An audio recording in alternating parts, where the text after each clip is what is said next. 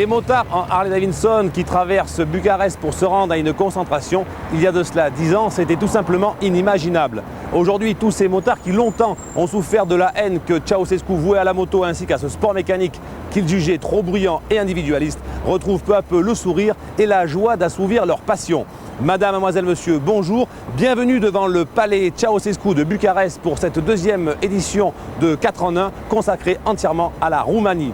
Aujourd'hui, au sommaire, nous vous parlerons de l'esprit motard dans sa généralité et de l'importance que prend de plus en plus la moto ici dans ce pays, à travers des disciplines telles que le cross, la vitesse et l'enduro. Pour commencer tout de suite ce magazine, l'Enduromania.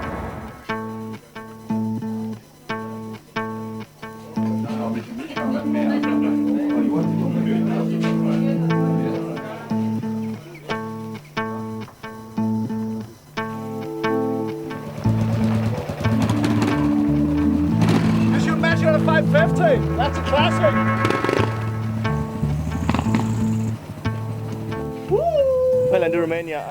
Enduromania, ce que je préfère, c'est le côté très familial de ce rassemblement.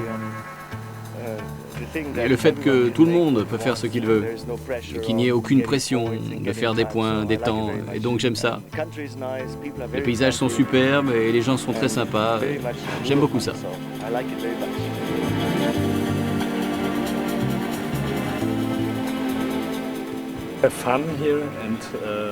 C'est pour s'amuser, pour rencontrer des gens ici en Roumanie. C'est génial.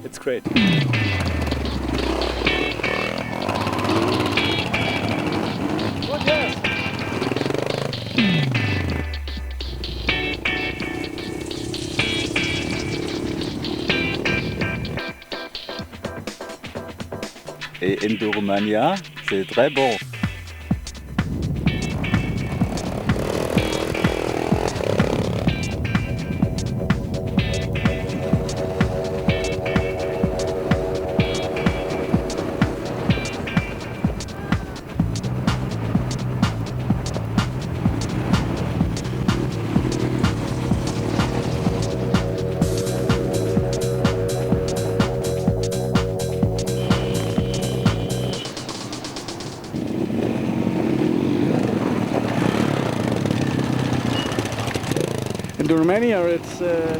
Enduromania, c'est comme le paradis pour le tout-terrain.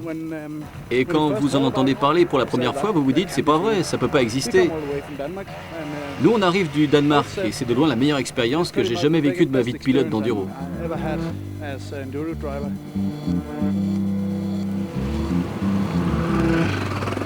L'Enduromania n'a rien d'une course ou d'un rallye.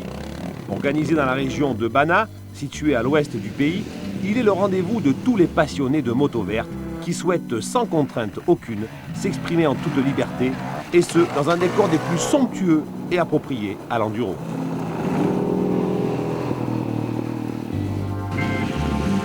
Sortie des forêts, la moto reste une fois encore le meilleur moyen pour aller à la rencontre de la population.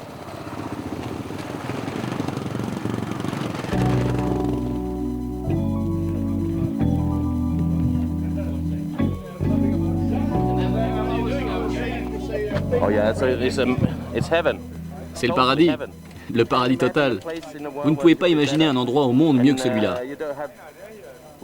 Nous essayons de ne rien abîmer, de conduire vite sur la route et là où c'est permis. Mais nous n'avons pas encore de restrictions. Nous essayons de ralentir quand nous voyons des animaux et des chevaux, enfin tout ce qui peut être fait pour ne déranger personne. Mais c'est le paradis, simplement.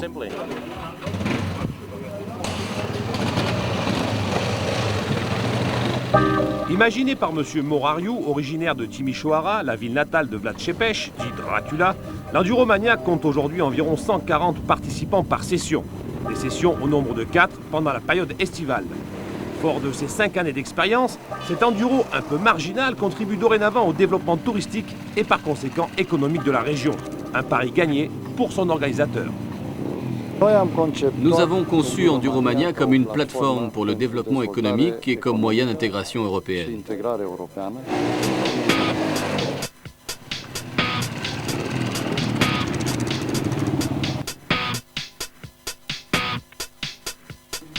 Motociclismul La moto d'enduro, c'est par hasard l'instrument avec lequel on a développé l'économie de la région. Ça aurait pu être le cyclisme, le snowboard, le ski de fond.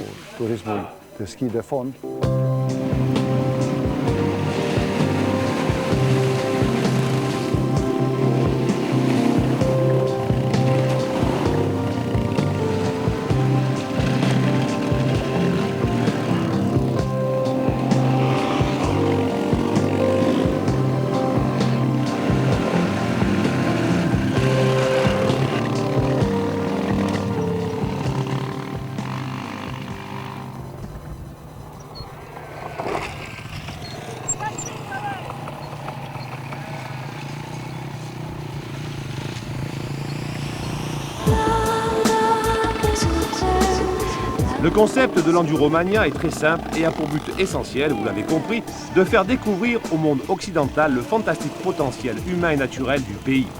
À partir d'un point nodal situé dans un petit vallon du nom de Ruska, où se trouve le joli chalet Whitman et le campement, chaque participant a pour mission de trouver les 61 points de contrôle éparpillés dans les 4 coins de la région. Chaque checkpoint, selon sa difficulté d'accès, a une valeur de points et se doit d'être validé par un habitant ou un commerçant. Le but étant bien entendu de totaliser le maximum de points en 3 jours, tout en roulant à son rythme. C'est incroyable qu'on arrive sur le CP. Aussi, il y a des 60 ou 100 participants. La réception est toujours très, très chaude. Tu vois, on peut boire sur 2300 mètres altitude, on peut boire un sirop naturel.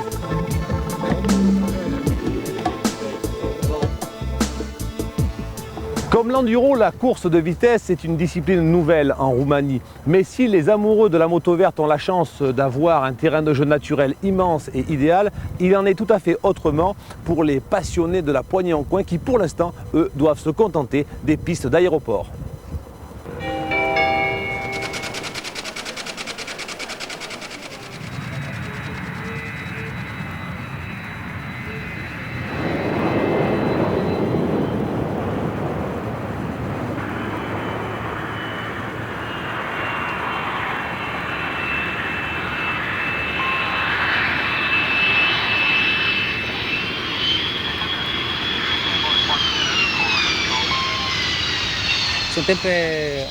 Nous sommes sur l'aéroport de Boneasa de Bucarest, où le tracé est homologué pour une période d'1 an.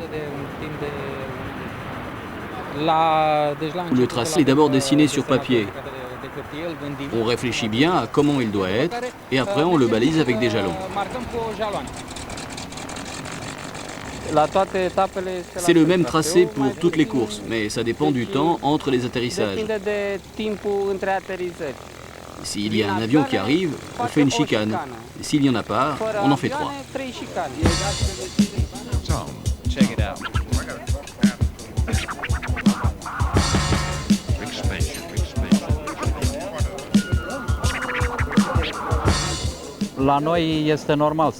Chez nous, c'est normal de courir sur les pistes d'aéroport, car jusqu'en 90, on le faisait sur les routes.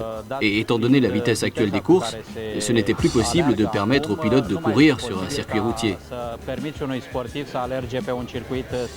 On est donc passé aux pistes d'aéroport où les conditions de sécurité sont autres.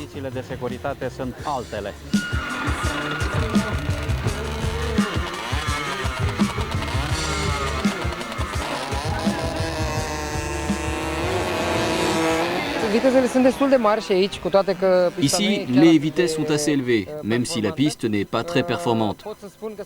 Je veux dire qu'on atteint les 200-280 km/h, qui sont proches des vitesses des championnats internationaux.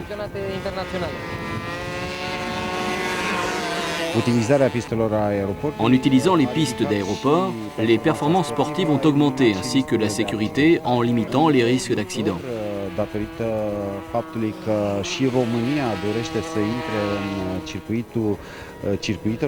Dans le futur, la Roumanie veut entrer dans le circuit international pour la F1 et la moto. Il existe une initiative de création d'un circuit.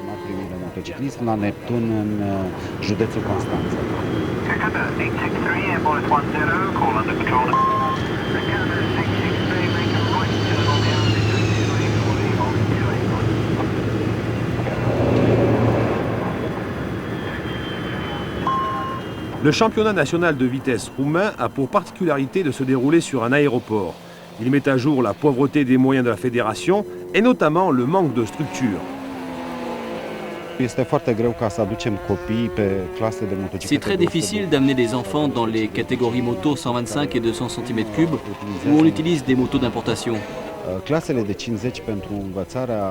Dans la catégorie 50 cm3 pour apprendre, les motos sont de fabrication roumaine, Mobras ou Wana.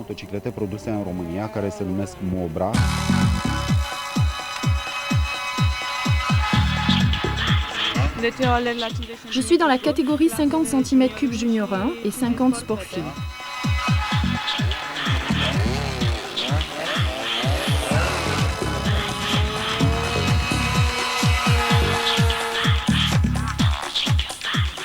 Am ales viteza și nu motociclete de enduro pentru că J'ai choisi la vitesse et pas l'enduro, car il existe des clubs TEA Général Turbo où on nous prête les motos et où on est bien préparé pour la course. pregătiți pentru curse dinainte.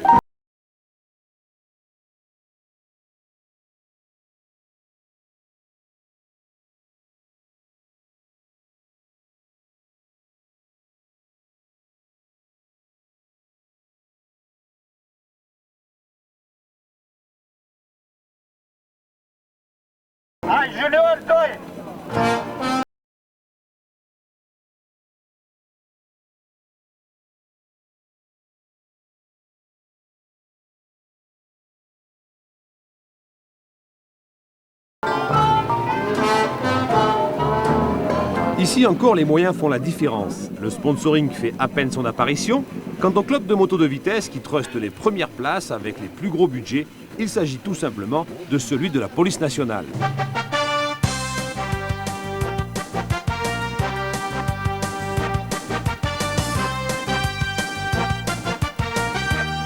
Anul acesta am evoluat cu două echipaje la side. Cette année, on a un équipage en side, 2 pilotes en 250 cm3, 2 pilotes en superbike, un pilote en 50 cm3 et un en 125. cm3 și un sportiv la 125 de cm3. Până în acest moment, Jusqu'à ce moment, celui des 50 cm3 est en tête. Il a gagné toutes les courses. toate etapele până în prezent. La sidecar Jusqu'à présent, en side, on a le titre. On ne peut pas le perdre. pierdem. Sperăm să câștigăm titlul de campion la On espère le titre en 250 cm3 et une troisième place en superbike. un loc 3, sperăm la Superbike.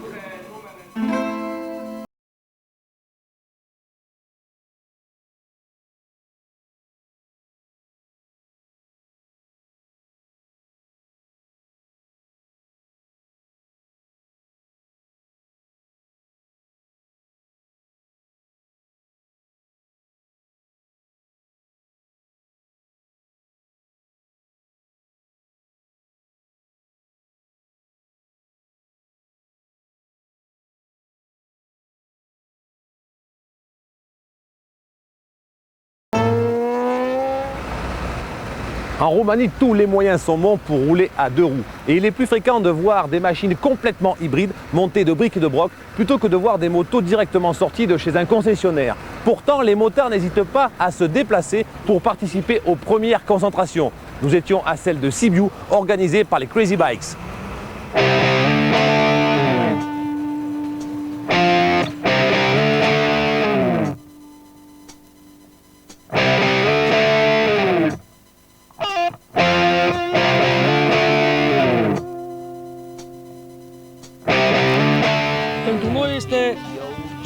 Pour nous, le plus grand plaisir, c'est de se réunir ici, de nous sentir bien, d'être entre motards sans se mélanger aux autres.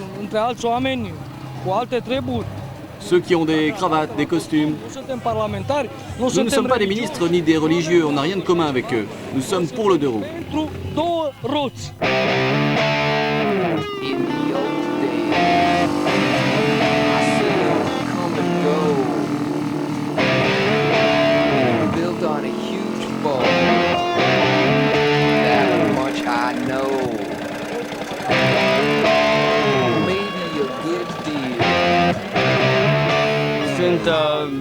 Cum să spun, două Il y a 2 catégories de motards.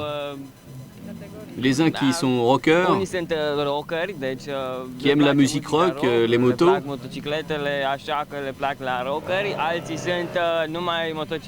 Et les autres qui sont seulement des motards, qui aiment simplement rouler sur leur moto. Mais au final, les deux groupes s'entendent bien.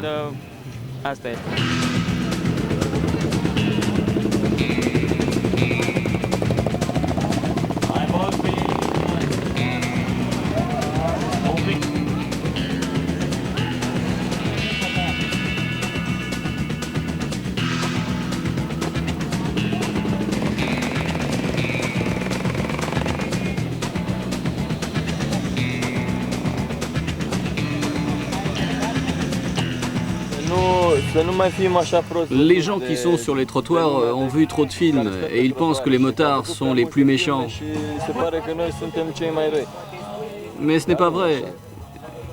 Nous sommes plutôt gentils.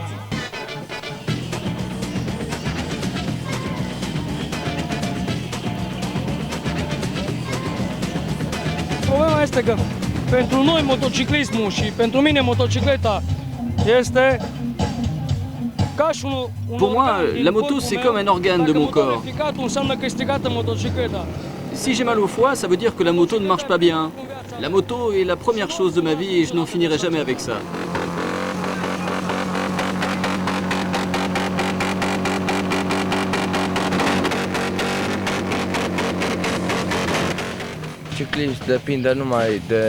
Le motard dépend totalement de sa moto.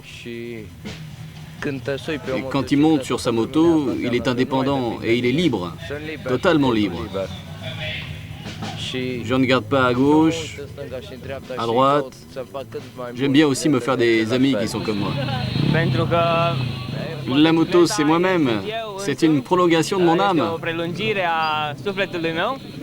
Et si je sens que je dois avoir un bon look clean, alors ma moto aussi.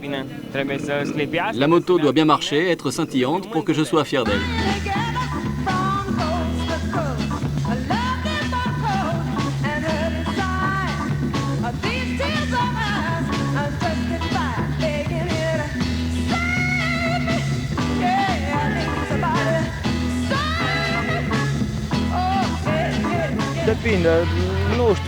Moi, je préfère plus le chopper. Si jamais j'ai un jour de l'argent, j'achèterai un chopper.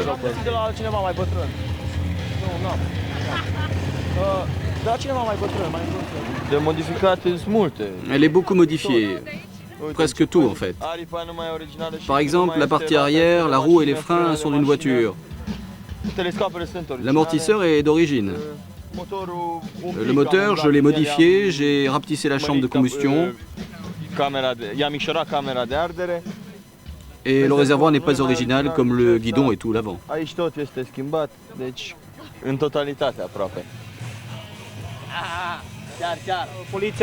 La police n'interdit pas les modifications que l'on peut faire sur les motos.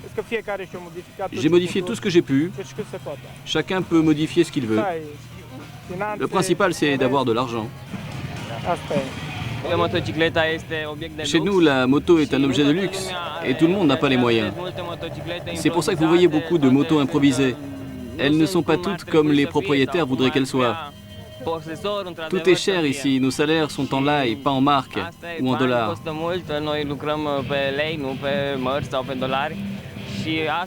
Cela reflète les motos que nous avons.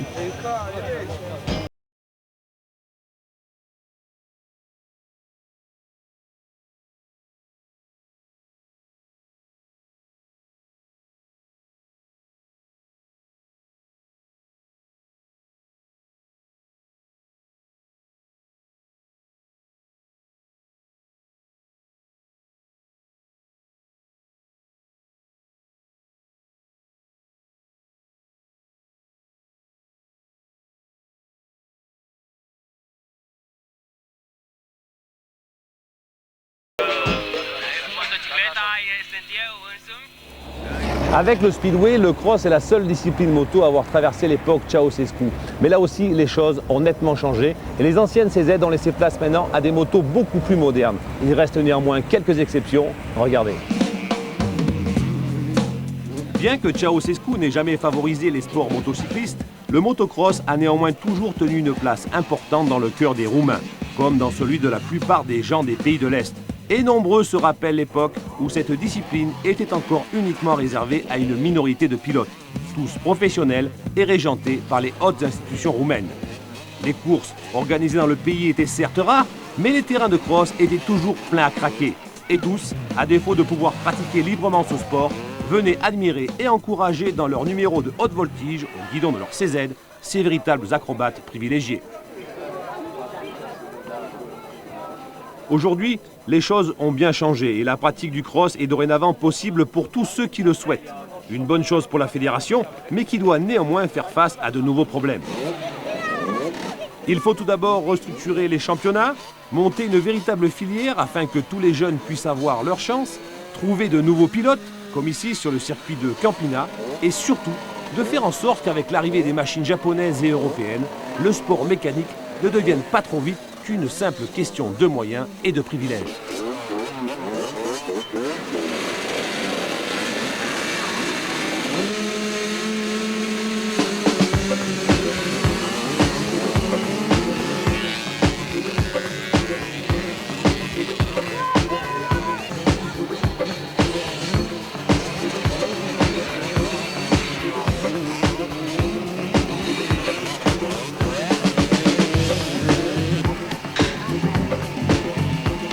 Et à l'image du numéro 18, au guidon d'une machine bricolée par son père et son frère, on voit déjà que face à des machines comme celle de la KTM numéro 10, la différence est déjà grande.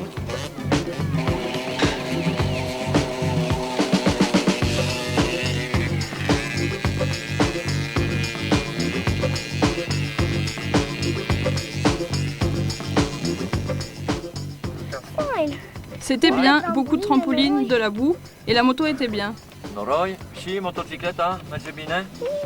Elle marche pas assez vite, mais elle est bonne quand même.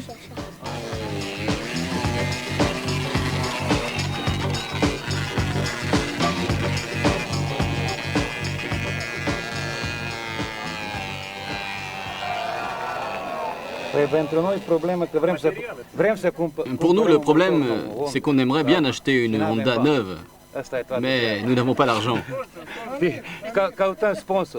On cherche des sponsors. Il n'a que 9 ans.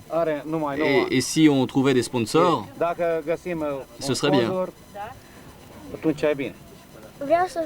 Je veux aussi une bonne moto et devenir un grand champion, comme Angelo le russe.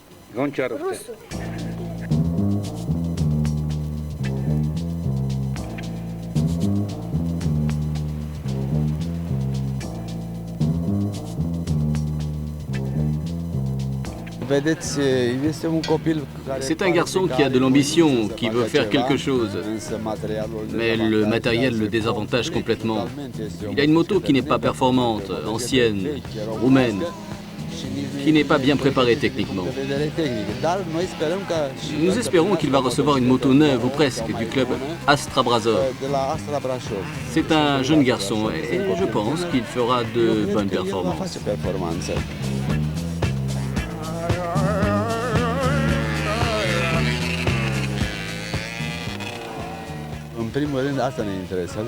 En premier rang, cela nous intéresse de dépister les nouveaux talents, car dans le futur, c'est de là que vont arriver nos champions. J'espère aussi que l'on aura les conditions matérielles nécessaires, parce qu'en ce moment, elles sont plutôt maigres. La fédération ne peut pas s'impliquer directement dans ces conditions-là. C'est aussi au club de s'occuper des nouveaux talents et aux entraîneurs.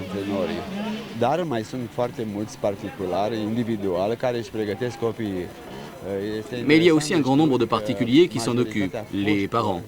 Et c'est intéressant de savoir que les ex-motards sont en train d'entraîner leurs enfants.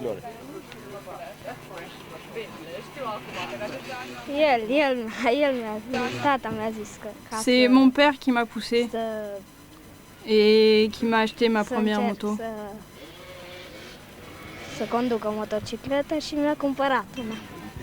Je fais cela car c'est un beau sport. J'aime la compétition. J'aime gagner.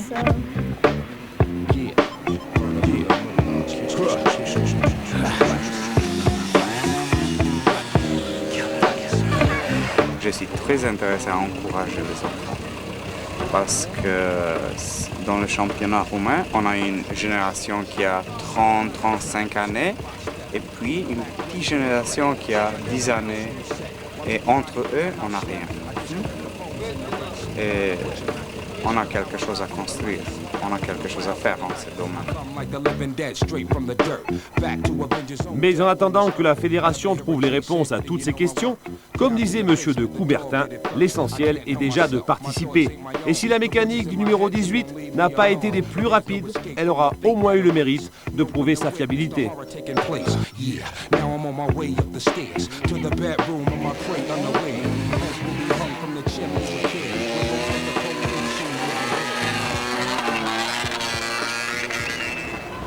Quand on voit ces images, on comprend mieux que parfois la volonté ne suffit pas, il faut aussi du bon matériel. Voilà, notre émission est maintenant terminée, merci de nous avoir été fidèles. On se retrouve bien évidemment dans 15 jours pour un nouveau numéro de 4 en 1. Et on se quitte sur des images du grand chef de cuisine roumain, monsieur Georges Vatapou. Il nous présente la spécialité roumaine, le mitite. Bye bye.